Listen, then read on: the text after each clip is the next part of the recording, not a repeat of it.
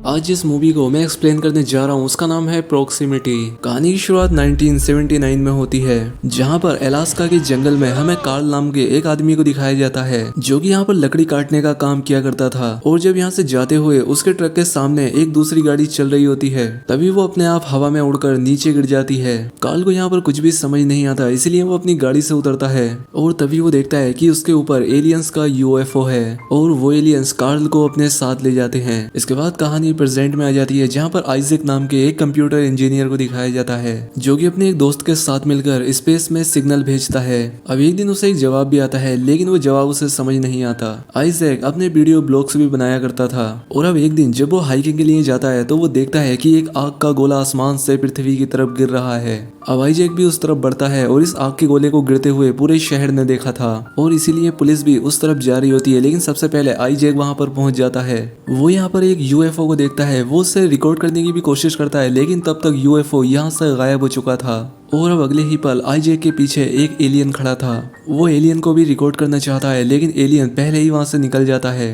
अब आइजैक इससे डर जाता है और वहां से भागने लगता है, जिसके बाद हमें दिखाया जाता है कि आइजैक की आंख 3 दिन के बाद खुलती है, यानी कि 3 दिनों तक वो कहाँ था, उसके साथ क्या हुआ, उसे कुछ नहीं पता। उसके हाथ में चोट के भी निशान थे। आइजैक को कुछ समझ नहीं आता कि उसके साथ हुआ क्या है और अब आइजैक अपने कैमरे को देखता है जो कि उसी के पास पड़ा था। वो रिकॉर्डेड फुटेज में चेक करता है कि किसी चीज ने उसे आसमान की तरफ खींचा था।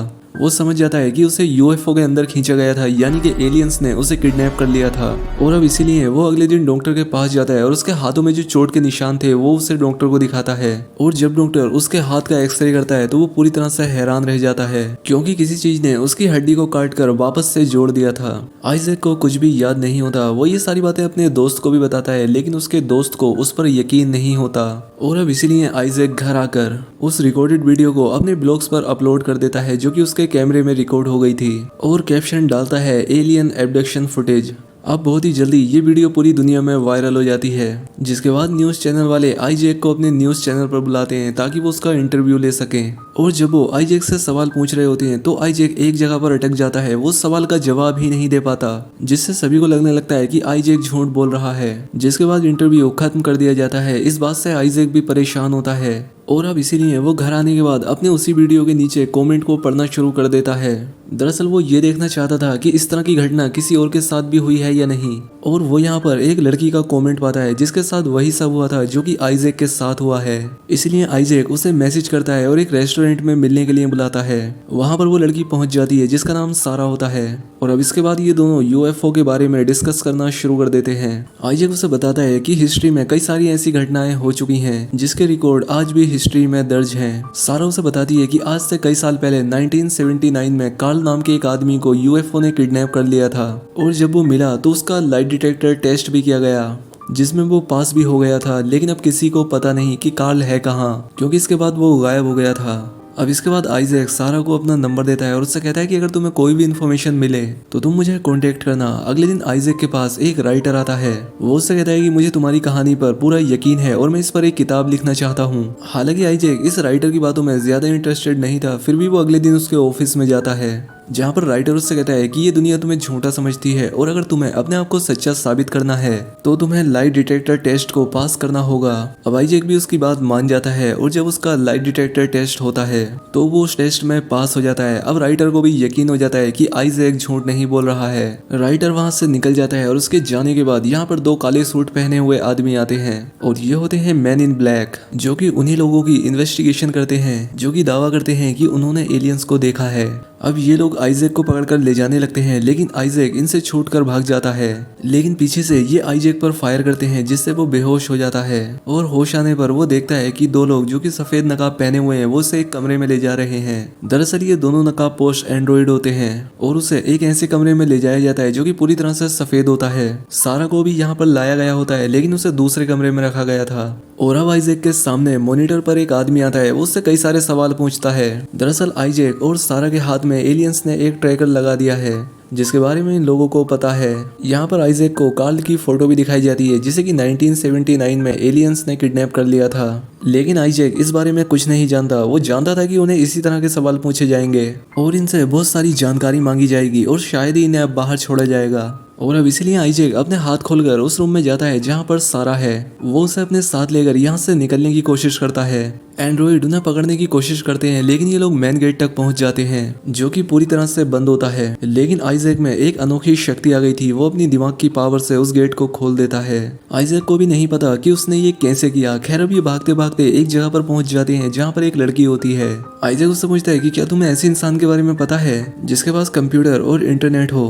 दरअसल यहाँ पर कहीं भी इंटरनेट नहीं होता। वो लड़की उसे एक लड़के का नाम पेपर पर लिख कर देती है क्योंकि उसके पास ये दोनों चीजें हैं। अब आइजैक और सारा उस जगह पर पहुंच जाते हैं। दरअसल ये एक हैकर होता है जिसका नाम जेड है और इससे पहले कि ये जेड को कुछ बता पाते एंड्रॉइड इनका पीछा करते हुए यहाँ आ जाते हैं और इसीलिए ये तीनों यहाँ से भाग जाते हैं। रास्ते में जेड इन्हें बताता है कि जिन लोगों ने तुम्हें किडनैप किया था ये यूनाइटेड नेशन की एक सीक्रेट एजेंसी है।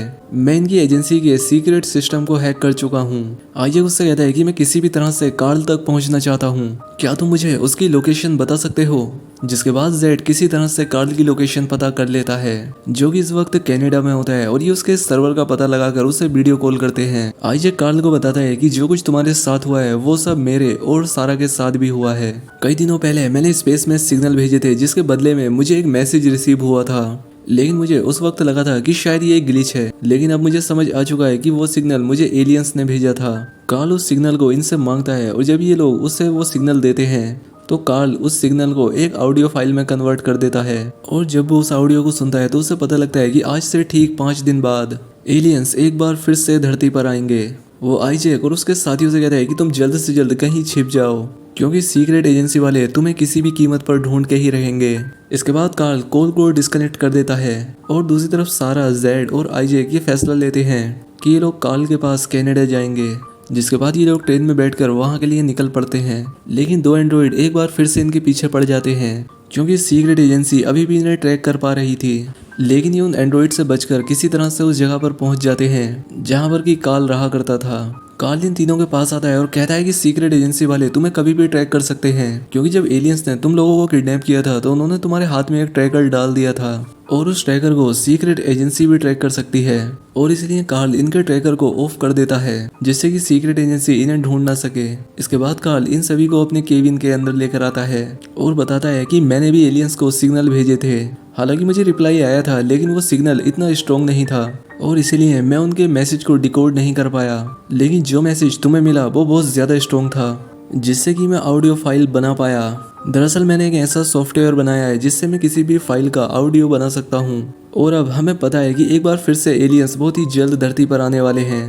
खैर अब वो दिन आ जाता है जिस दिन एलियंस को धरती पर आना है। अब 4 बजने में सिर्फ 5 मिनट बाकी थे और अब इन लोगों को केबिन के अंदर से अजीब अजीब आवाज़ें आने लगती हैं। आइजैक केबिन से निकल जाता है और जंगल में एलियंस को ढूंढना शुरू कर देता है और अगले ही पल उसे एहसास होता है कि उसके पीछे कोई है और जब वो पीछे देखता है तो उसके पीछे वही एलियन होता है जिसे वो एक बार पहले भी देख चुका था। वो उस एलियन से पूछता है कि तुम क्या चाहते हो और एक बार फिर से सब कुछ ब्लैक हो जाता है और अब अगले ही सीन में हम देखते हैं कि आइजैक उसी केबिन में होता है जहाँ पर कि उन सबके सामने वो एलियन भी होता है। अब कार्ल ने जो वो सॉफ्टवेयर बनाया होता है जिससे वो किसी भी फाइल या लैंग्वेज को अपनी भाषा में कन्वर्ट कर सकता है, उस डिवाइस की मदद से ही वो उस एलियन से बात करना शुरू करते हैं। ये एलियन से पूछते हैं कि तुम क्या चाहते हो, जिस पर एलियन जवाब देता है कि हम इंसानों की जिंदगी, उनके तौर तरीकों को समझना चाहते हैं। अब इसके बाद एलियन अपना हाथ इन सब की तरफ करता है जिससे कि एक विजन आता है और ये विजन होता है जीसस क्राइस्ट का। आइजैक बताता है कि ये जीसस क्राइस्ट है। एलियन कहता है कि हम इन्हीं के ऊपर स्टडी कर रहे हैं, ये जानने की कोशिश कर रहे हैं जिसमें इंसान ये मानते हैं कि इस पूरे यूनिवर्स की क्रिएशन में जीसस क्राइस्ट बहुत ज्यादा इंपॉर्टेंट हैं। दरअसल ये एलियंस इंसानों के विश्वास के ऊपर स्टडी कर रहे होते हैं और अब इन्हें इनके लगभग सभी जवाब मिल चुके हैं। इसके बाद सारा एलियन से कहती है कि उसके हाथ में बहुत ज्यादा दर्द होता है। एलियन उसके हाथ में एक डिवाइस लगाता है जिससे उसका हाथ 2 हिस्सों में बढ़ जाता है और इसके बाद एलियन उसके हाथ से ट्रैकर निकाल देता है। वहीं केबिन के बाहर हमें दिखाया जाता है कि एजेंट अपने पूरी फोर्सेस के साथ यहाँ पर पहुंच जाते हैं। अब कार्ल भी अपनी गन लेकर केबिन से बाहर आ जाता है। वो ऑफिसर कार्ल से कहता है कि मैं तुम्हें पिछले कई सालों से ढूंढ रहा हूँ, बताओ कि मेरे फादर कहाँ पर हैं। दरअसल 1979 में कार्ल की गाड़ी के आगे जो ट्रक चल रहा था उस ट्रक को इसी ऑफिसर के फादर चला रहे थे और वो उसके बाद गायब हो गए थे। लेकिन कार्ल को सच में पता नहीं होता कि वो कहाँ गए। कार्ल उससे कहता है कि मुझे कुछ नहीं पता, लेकिन वो ऑफिसर कहता है कि अगर तुमने सच नहीं बताया तो मैं तुम्हारी जान ले लूंगा। लेकिन कार्ल के पास कोई जवाब नहीं था, जिस वजह से वो ऑफिसर कार्ल को गोली मार देता है और कार्ल की जान चली जाती है। अब सारा भी बाहर आ जाती है और वो ऑफिसर सारा से भी वही सवाल पूछता है, लेकिन सारा भी उसे कुछ नहीं बताती, इसलिए वो सारा को भी मार देता है। दूसरी तरफ केबिन के अंदर वो एलियन आइजैक के हाथ से भी वो ट्रैकर निकाल देता है और उसके अंदर की टेलीकाइनेटिक और ग्रोनोकाइनेटिक पावर को एक्टिवेट करता है।